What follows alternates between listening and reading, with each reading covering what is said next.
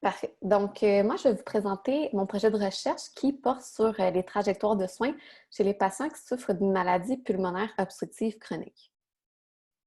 Donc, d'abord, la maladie pulmonaire obstructive chronique, qui est également appelée MPOC, elle est définie comme une maladie chronique qui est caractérisée par des symptômes respiratoires qui sont persistants et une limitation du débit d'air. Donc, les symptômes qui sont les plus communs pour la maladie, il s'agit de la toux, de la dyspnée, donc lorsqu'on a de la difficulté à respirer, et des expectorations. De plus, l'Association pulmonaire du Québec dit que la MPOC, en fait, elle regroupe deux maladies, soit la bronchite chronique et l'emphysème. Donc, l'emphysème, c'est ce qu'on voit ici. C'est lorsqu'on a un affaissement là, des parois, des bronchioles, qui fait en fait que l'air demeure emprisonné dans les alvéoles. Et puis de l'autre côté, on a la bronchite chronique ici qui est causée par une inflammation des bronchioles qui fait qu'on a une production excessive de mucus. Donc, quelques chiffres pour la MPOC. Il s'agit de la quatrième cause de décès à travers le monde. Sa prévalence au Canada s'élève à 9,5 pour les individus qui sont âgés de 35 ans ou plus. Et le facteur de risque principal pour la maladie, il s'agit du tabac, qui est responsable de 80 à 90 des cas de la maladie. Donc, la MPOC, c'est une condition qu'on appelle propice aux soins ambulatoires. Donc, ce que ça signifie, en fait, c'est que c'est une maladie qui peut être prise en charge adéquatement par des soins de première ligne. Donc, on ne s'attendrait pas à ce qu'il y ait des hospitalisations ou encore des visites à l'urgence. Pourtant, la MPOC, c'est la première cause d'hospitalisation et de réhospitalisation qui sont évitables au Canada. Donc, en fait, pour les patients qui souffrent d'une MPOC, il existe énormément de façons de cheminer dans le système de santé au Québec. Et puis, l'impact de ces trajectoires de soins, que ce soit sur le patient ou en fait sur le système de santé, demeure inconnu. Et il va y avoir quelques études qu'on a trouvées dans la littérature qui vont porter sur les trajectoires de soins dans d'autres maladies chroniques. Toutefois, il y en a très, très peu et souvent, ils ne vont pas inclure les caractéristiques des individus qui ont cette maladie. Donc, l'objectif de notre étude, c'était d'abord d'identifier quels étaient les types de trajectoires de soins pour les patients MPOC et on a fait ça à l'aide de l'analyse de séquences. Par la suite, c'était de déterminer quelles sont les caractéristiques des patients qui nous permettent vraiment de distinguer leur appartenance à une trajectoire de soins. Et ensuite, c'est d'évaluer quelle est l'association entre ces trajectoires de soins et le risque de mortalité.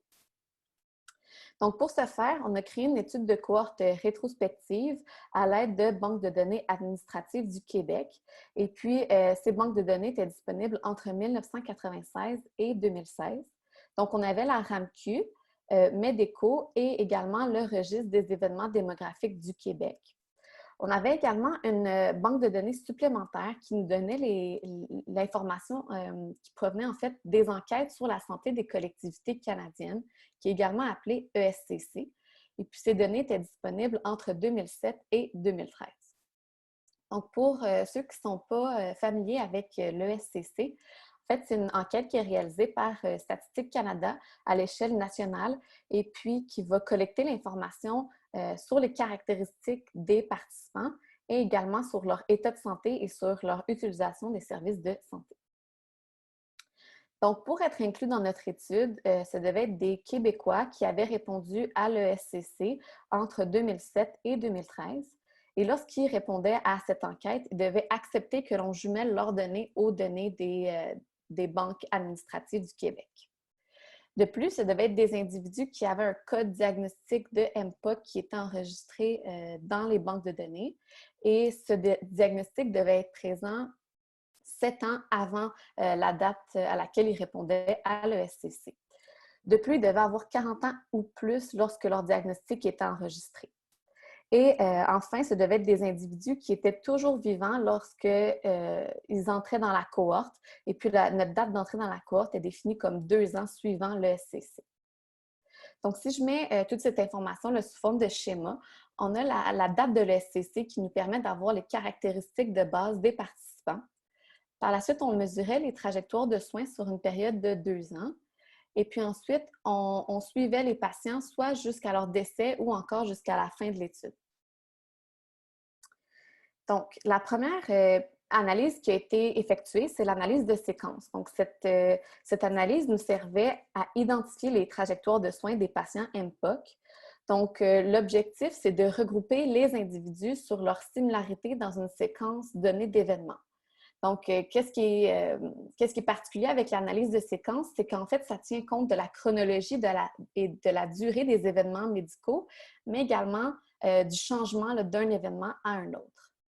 Donc, par exemple, si je simplifie vraiment là, ce que l'analyse de séquence fait, elle va toujours comparer deux séquences ensemble. Donc, si on compare l'individu 1 à l'individu 2, l'analyse de séquence va remarquer en fait que les deux séquences sont assez similaires, sauf au temps 3 et au temps 4. Mais ce qu'elle va remarquer également, c'est qu'une simple inversion pour le deuxième individu, ça ferait que les deux séquences seraient identiques. Donc, on pourrait s'attendre à ce que l'analyse de séquence mette ces deux individus ici dans la même trajectoire de soins. Au contraire, l'analyse de séquence, si elle compare l'individu 1 à l'individu 3, va remarquer qu'il n'y a absolument rien qui concorde. Donc, ici, on pourrait s'attendre en fait à ce que ces deux individus se retrouvent dans des trajectoires de soins qui sont complètement différentes. Donc, pour faire l'analyse de séquence, on devait décider en fait pendant combien de temps est-ce qu'on voulait mesurer les trajectoires de soins et à quelle fréquence. Donc, on l'a fait mensuellement et pendant une période de 2 ans. Par la suite, on devait décider qu'est-ce qu'on voulait regarder comme événements médicaux. Donc, on a regardé les hospitalisations, les visites à l'urgence, les visites ambulatoires chez le spécialiste et les visites ambulatoires chez l'omnipraticien. On a également divisé en types de soins. Donc, on a séparé les causes respiratoires des autres causes. En fait, on a séparé les causes respiratoires étant donné qu'on étudie la MPOC, qui est une maladie respiratoire. Et enfin, la dernière décision que l'on devait prendre pour l'analyse de séquence, c'est on devait établir en fait une hiérarchie. La hiérarchie, c'était essentiel parce que une particularité avec l'analyse de séquence, c'est qu'elle ne permet pas que deux événements surviennent au même moment pour un même individu. Donc, on devait, si une même personne avait deux événements pendant un même mois, on devait choisir lequel de ces événements médicaux est-ce qu'on voulait conserver.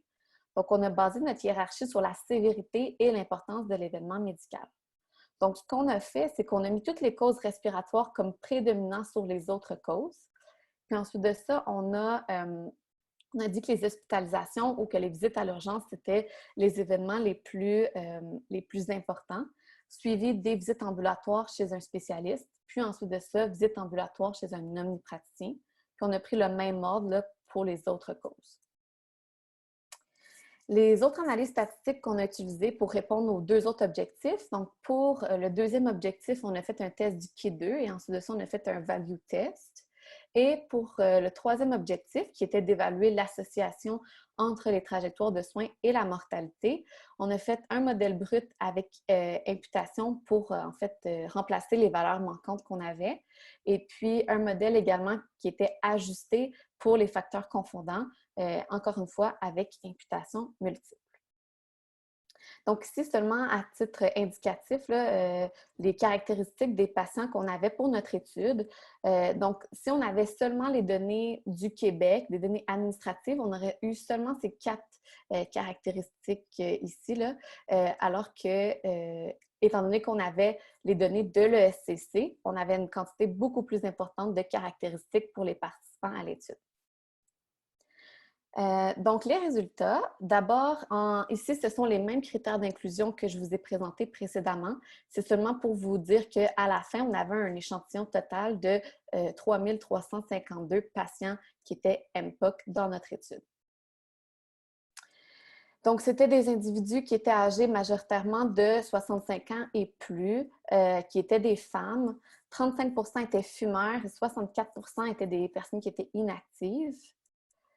Il y avait une très faible proportion d'individus qui avaient un revenu ménage annuel de plus de 50 000 presque la moitié avaient des études secondaires partielles et 45 % avaient un conjoint ou une conjointe. La majorité vivait en région urbaine et avait un indice de comorbidité 0. Indice de comorbidité, pour ceux qui ne sont pas familiers, c'est en fait plus l'indice est élevé, plus la personne a des nombreuses comorbidités et c'est plus sévère également en termes de comorbidité. Et en fait, majoritairement, les personnes percevaient leur santé comme étant bonne ou supérieure et ils percevaient leur santé mentale comme étant très bonne ou encore excellente. Donc, si on rentre dans le vif du sujet, donc ça ici, ce sont les trajectoires de soins que j'ai identifiées pour le premier objectif de mon projet de recherche. Donc, on a identifié 6 trajectoires de soins. Donc, chaque graphique, ça correspond à une trajectoire de soins. Et puis, on a le titre de la trajectoire qui est juste en dessous. Donc, si on regarde la première trajectoire, ça correspond aux individus qui ont une faible utilisation des services de santé, et ce, toutes causes. Donc, autant causes respiratoires que les autres causes. Et ça comporte presque 50% de la population qui est à l'étude. Sur l'axe des X, ici, on voit le temps. Et sur l'axe des Y, ici, on voit la proportion d'individus. Donc, comment on interprète le graphique? En fait, on voit le mauve ici qui correspond à aucun contact. Donc, ce que ça veut dire, c'est que 70% des individus dans cette trajectoire n'ont aucun contact avec le système de santé, et ce, à chaque mois. Donc, on a fait le même exercice pour l'ensemble des trajectoires. Donc, notre deuxième trajectoire, ce sont les individus qui ont une utilisation moyenne des services de santé, et ce, toutes causes. Par la suite, ici, ce sont les individus qui ont une grande utilisation, surtout chez l'omnipraticien pour cause respiratoire, qui correspond au vert ici. Ensuite, on a ceux qui ont une grande utilisation chez un spécialiste pour autre cause que respiratoire. Grande utilisation chez l'omnipraticien, encore une fois, pour autre cause que respiratoire. Et enfin, on a 10% de notre population à l'étude qui avait une grande utilisation en soins aigus. Donc, quand on fait référence aux soins aigus, on parle d'hospitalisation ou encore des visites à l'urgence, et ce, toutes causes. Donc ici, ce sont les résultats de notre deuxième objectif qui était de regarder en fait quelles sont les caractéristiques qui sont plus associées à une trajectoire de soins. Donc si on regarde la trajectoire de soins faible utilisation, on voit en fait que la catégorie d'âge de 40 à 64 ans est surexprimée dans cette trajectoire. Donc si on compare à la cohorte complète, on a 39 cohortes complètes qui sont âgées de 40 à 64 ans, alors que dans cette trajectoire, on a presque la moitié. Donc, on voit que cette catégorie d'âge est surexprimée. Même chose pour l'indice de comorbidité 0 et pour les individus qui ont une santé, qui perçoivent leur santé comme étant très bonne ou encore excellente. Donc, ça, ce sont les caractéristiques qui nous permettent de dire si une personne est plus... une personne de 40 à 64 ans aurait plus de chances de se retrouver dans cette trajectoire de soins. Pour ce qui est de l'utilisation moyenne, donc ce sont des individus de 65 à 79 ans qui sont d'anciens fumeurs et qui ont des études secondaires partielles. Ensuite de ça, pour ce qui est des individus qui sont dans la trajectoire de soins grande utilisation chez l'omnipraticien pour cause respiratoire, ce sont des individus plus âgés, donc 80 ans et plus. Leur revenu ménage se retrouve entre 15 000 à 29 999 $ par année, et ils ont un indice de comorbidité de 1. Ici, ce sont majoritairement des individus qui vivent en région urbaine, qui ont un indice de comorbidité de 2 et plus et qui perçoivent leur santé comme étant mauvaise ou encore passable. Ensuite de ça, pour ceux qui visitent surtout l'omnipraticien pour d'autres causes que respiratoires, ce sont les individus les plus âgés de notre cohorte, donc 80 ans et plus, qui ont un indice de comorbidité de 4 et plus et qui perçoivent leur santé comme étant mauvaise ou encore passable. Et finalement, pour ceux qui visitent en soins aigus, donc ce sont majoritairement des individus qui sont inactifs, qui ont un indice de comorbidité de 4 et plus et qui perçoivent leur santé comme étant mauvaise ou encore passable. Donc, ce que j'ai fait ici, j'ai remis tous les résultats que je vous ai présentés, mais en termes de résumé, en fait, là, pour qu'on ait vraiment une vue globale des caractéristiques descriptives qui sont significatives. Donc, en fait, ce qu'on remarque, c'est que l'âge, l'indice de comorbidité et la santé perçue, c'est vraiment les caractéristiques qui nous permettent le mieux de départager l'appartenance d'un patient à une trajectoire de soins. Et finalement, pour ce qui est du dernier objectif qui est d'évaluer le risque de mortalité. Donc, on a ici le risque, le hazard ratio brut et ajusté. Moi, je vais juste me concentrer sur le ajusté, donc ajusté avec les facteurs confondants. Donc, en comparaison avec les individus qui ont une faible utilisation des services de santé, on voit que ceux qui ont une utilisation moyenne, une grande utilisation chez l'omnipraticien pour autre cause et une grande utilisation en soins aigus, on voit que ces personnes-là ont jusqu'à 2 fois le risque de mortalité là, en comparaison avec la trajectoire de référence. Ce qu'on peut remarquer aussi, c'est qu'en fait, les spécialistes, donc les personnes qui consultent des spécialistes, n'ont pas un plus haut risque de mortalité que ceux qui vont voir des omnipraticiens. L'âge ici, bon, on s'y attendait en fait, là, donc plus l'âge augmente, plus le risque de mortalité augmente également. Pour ce qui est des hommes, on voit qu'ils ont un risque de décès qui est plus élevé en comparaison aux femmes. Pour ce qui est des fumeurs, donc on pouvait s'y attendre, là, les fumeurs en comparaison avec les individus qui n'ont jamais fumé là, ont 40% plus de risque de décès. Ici, je voulais attirer votre attention vers le revenu ménage annuel. Donc, on voit qu'en bas de 50 000 par année, le risque de mortalité est plus élevé. Toutefois, si on regarde au sein même des différentes catégories, on voit que entre ces catégories-là, le risque n'est pas différent. Donc, on a un revenu de 35 000 par année ou de moins de 15 000, on a le même risque de mortalité là, selon notre étude. Et puis, finalement, ici, on voit en fait qu'avoir un indice de comorbidité de 2 et plus, ça augmente le risque de décès en comparaison avec les individus qui ont un indice de comorbidité 0.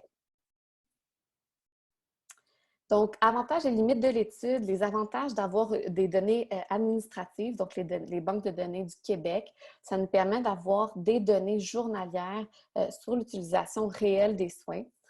Dans notre cas, on avait des données qui étaient disponibles sur une période de 20 ans. Et pour ce qui est de l'ESCC, donc ça nous permet d'avoir une très grande quantité et diversité de covariables et ça nous permettait également d'avoir un échantillon qui était représentatif de la population du Québec.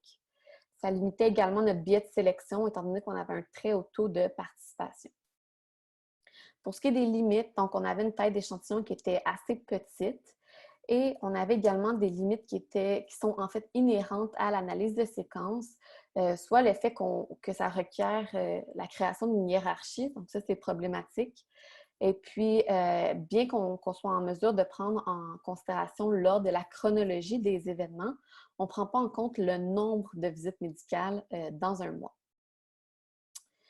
Donc, pour conclure, notre étude nous a permis de voir en fait que la majorité des patients MPOC sont traités en soins ambulatoires, donc heureusement.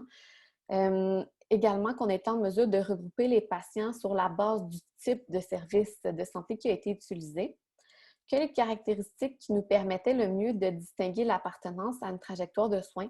Il s'agit de l'âge, de l'indice de comorbidité et de la santé perçue. Et quelque chose qui nous a vraiment qui est ressorti dans notre étude, c'est le fait que les patients qui sont suivis par des spécialistes n'avaient pas un plus grand risque de mortalité.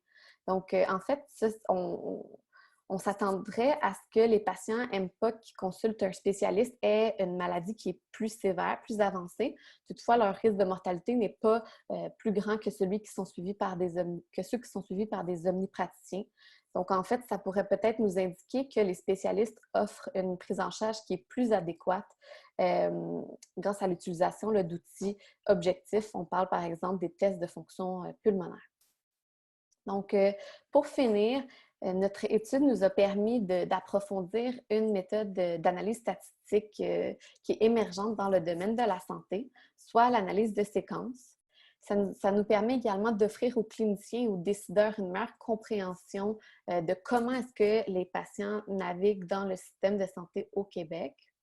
Et enfin, on espère que les trajectoires de soins vont pouvoir aider à planifier les soins tout en tenant compte des caractéristiques des patients, mais également en tentant de limiter les trajectoires de soins qui seraient plus néfastes. Donc, voilà, je suis allée assez vite, là, donc n'hésitez pas si vous avez des questions. Ben, merci beaucoup. Je vois effectivement quelques questions dans le chat. Euh, donc, vous avez parlé des différences hommes-femmes en matière de mortalité ou Oui, morbidité. mortalité. Avez-vous trouvé aussi beaucoup de différences en termes de différentes trajectoires? Non, en fait, étonnamment, le sexe, c'était pas quelque chose qui nous aidait à dire si une personne était plus associée à une trajectoire de soins que l'autre. Donc, nous, on s'attendait en fait à ce que peut-être que les femmes consultent plus leur médecin de famille, mais on n'a rien trouvé du tout pour ce qui est du sexe. Ouais. Une autre question. Pouvez-vous nous parler des résultats masqués pour confidentialité et de l'impact potentiel sur vos analyses? Oui, je vais retourner. OK. Oui, donc comme vous pouvez voir, en fait, tout le gris ici, c'est masqué pour confidentialité. Mais c'est pour la présentation, en fait. Donc, nous, quand on faisait nos analyses, il y a pas eu d'impact parce qu'on avait toutes les données, que même si c'est caché ici, nous, quand on faisait les analyses, on avait accès à toutes les données. Donc, il n'y a pas nécessairement d'impact sur les analyses parce que quand on les a fait, ben, on avait toutes les données. C'est juste que là, c'est un peu plate quand je vous les présente pour vous, que vous n'ayez pas accès. Que vous ne voyez pas tout le graphique, mais je pense qu'on est quand même là en mesure de bien voir qu'est-ce qui ressort le plus là, des trajectoires de soins. Euh, j'ai vu, moi, vous avez un tableau, un espèce de tableau synthèse des Oui, caractéristiques que vous avez appelées significatives, mais je me demandais oui. qu'est-ce que. Donc, donc ça, c'est statistiquement significatif. Puis comment vous Ouais. avez déterminé ce qui était statistiquement significatif? C'est juste la comparaison des moyennes, un test de comparaison des moyennes? Non, en fait, ça va un peu plus loin que ça. On a fait un test du Q2, donc ce qui nous permettait de OK. dire en premier, OK, est-ce que, par exemple, l'âge est différent dépendant des trajectoires de soins, oui ou non? Puis Mhm. là, en plus de ça, on a fait ce qu'on appelle un value test. Ça nous permet ça compare en fait, OK, si l'âge est statistiquement significatif, quelle catégorie de l'âge est surexprimée dans quelle trajectoire de soins? Donc, c'est OK. ça qu'on a fait, puis c'est ça qui nous a permis de regarder telle catégorie d'âge est surexprimée dans telle trajectoire de soins. Parce que quand j'ai vu ça, moi, j'aurais pensé, une possibilité, ça aurait été peut-être d'estimer une espèce de logit multinomial avec Oui, six oui, catégories. Puis, on y a je sais pas si pensé. c'est équivalent, là. Non, c'est C'est- ça, on y a pensé. Sauf qu'on vu qu'on a fait comme on, on- ben, pas sensiblement la même chose, mais vu qu'on avait un hazard ratio pour Mhm. la mortalité, on ne voulait pas avoir de odds ratio pour les caractéristiques, mais oui, c'est quelque chose qui... Puis en fait, on l'a fait, puis ça donnait sensiblement les mêmes OK. catégories. Oui. Quelqu'un demande, je pense que vous n'avez pas travaillé là-dessus, mais puis je pense que la réponse à la question, c'est oui, mais quelqu'un demande, y a-t-il une corrélation entre le taux de mortalité dû au coronavirus et MPOC? Euh, ben, je ne suis pas médecin, mais c'est sûr que oui, en fait, toutes les personnes qui ont des maladies respiratoires là, sont beaucoup plus à risque d'attraper le coronavirus. Ben, pas d'attraper, mais d'avoir des complications s'ils attrapent Mhm. le coronavirus. Là. Donc, ça serait une étude à faire. Euh, je me demandais, vous avez passé vite là-dessus, là, mais des fois, il y a des grosses Mhm. différences entre les ratios bruts puis ajustés. Ajusté, c'est quoi la différence entre les deux? Ajusté, c'est Ouais, là, tenant compte des autres caractéristiques ou ben, c'est ça, en fait, là, c'est juste, j'ai accroché quelque chose, puis je sais pas comment le fermer. hmm, Euh, En fait, si on regarde le ratio brut, ce que ça nous dit, c'est qu'on regarde vraiment excusez-moi, là. Le ratio brut, c'est quand on n'ajuste pas pour les covariables. Donc, OK, on OK, voit en OK. fait ici que c'est ça. Une fois ajusté pour, par exemple, on évalue le statut tabagique. Une fois Hmm, ça, c'est sans ajustement. Puis ça, c'est une fois qu'on ajuste pour l'âge, le sexe, l'activité physique, le revenu. Fait que c'est mhm. plus, il y a moins de confusion en fait dans la valeur qu'on obtient. OK, donc c'est conditionnel. Mhm. Euh, Y a-t-il des compagnies de tabac qui vous ont approché pour un emploi après ça? Ou, Non, non. est-ce qu'il y a d'autres questions dans le chat? Je regarde rapidement. J'en vois pas d'autres. Encore une excellente présentation. Merci beaucoup.